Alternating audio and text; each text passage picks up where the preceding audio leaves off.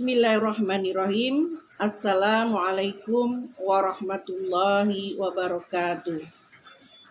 Alhamdulillahilladzi hadana lihada wa ma kunna linahtadiya laula an hadanallah.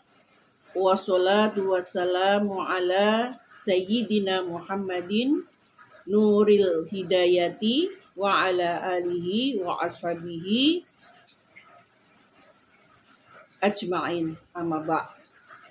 Rabbi shrah li sadri wa yassir li amri wahlul 'uqdatam min lisani yafqahu qawli, amma ba'.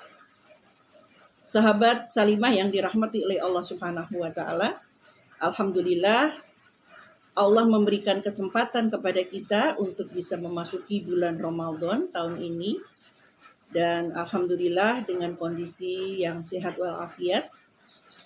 Dan semoga Allah memampukan kita, memudahkan kita dalam mengisi hari-hari bulan Ramadan.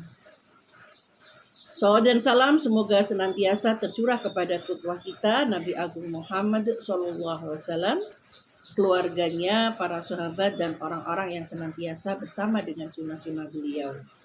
Dan semoga kita termasuk orang-orang yang diberikan kesempatan pula untuk selalu berittiba kepada Rasulullah SAW. Sahabat muslimah yang dirahmati oleh Allah Subhanahu wa taala, qala Allah taala fil kitabil karim, a'udzubillahi minasyaitonir rajim, bismillahirrahmanirrahim. Ayyaman ma'dudat, faman kana minkum maridan aw ala safarin fa'iddatun min ayyamin ukhra. وعلى الذين يطيقونه فدية طعام مسكين فمن تطوع خيرا فهو خير له وأن تصوموا خير لكم إن كنتم تعلمون. Al-Ayah.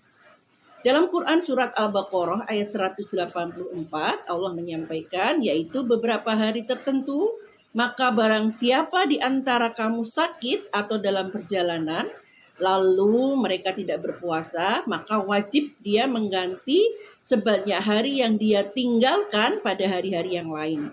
Dan bagi orang-orang yang berat menjalankannya, wajib membayar fidyah, yaitu memberikan makan orang miskin. Tetapi barang siapa yang dengan keridhaan, kerelaan hati mengerjakan kebajikan, maka itu lebih baik baginya, dan puasamu itu lebih baik bagimu jika kamu mengetahui.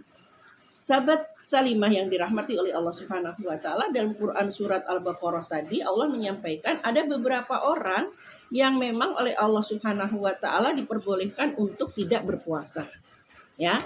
Yang pertama adalah mereka yang tadi disampaikan yang sakit, ya.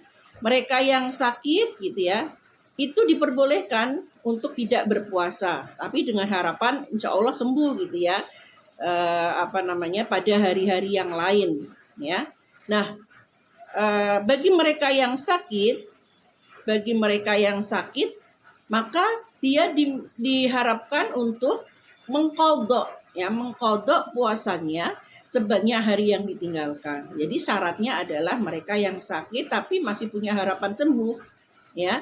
Nah, ada juga kasus ya, seseorang yang sakitnya itu sangat parah gitu ya, sehingga tidak mampu lagi untuk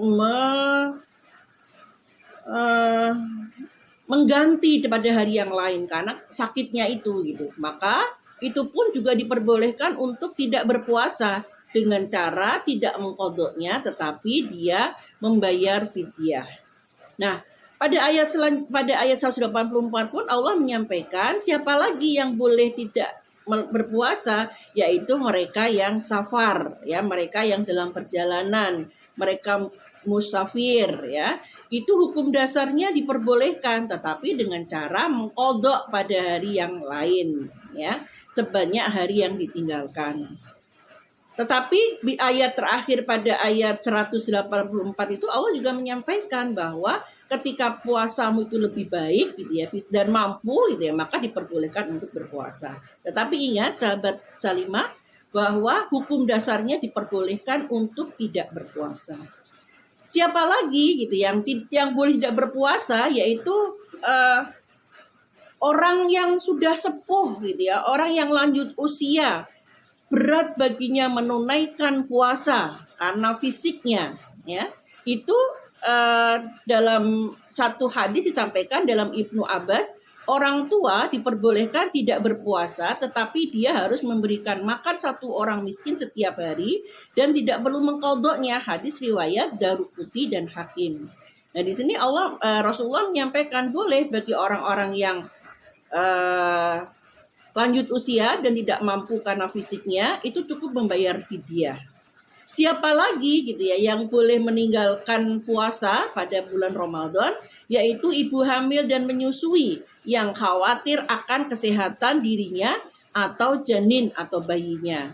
Nah, sahabat Salimah ini mempunyai 3 pendapat. Pendapat yang pertama dari Ibnu Umar dan Ibnu Abbas.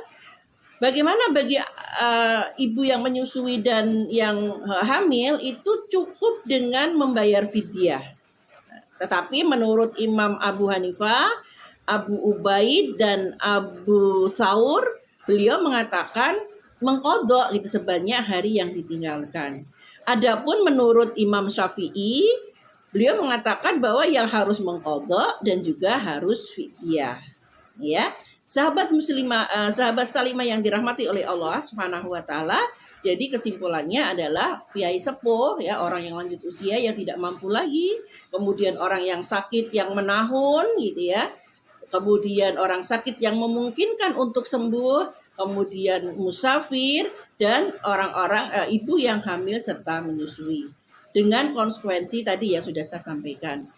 Sahabat muslimah yang dirahmati oleh Allah Subhanahu wa taala, semoga ini bermanfaat. Al-haqqu min rabbik fala takunanna minal mumtarin. Wabillahi taufiq wal hidayah. Wassalamualaikum warahmatullahi wabarakatuh.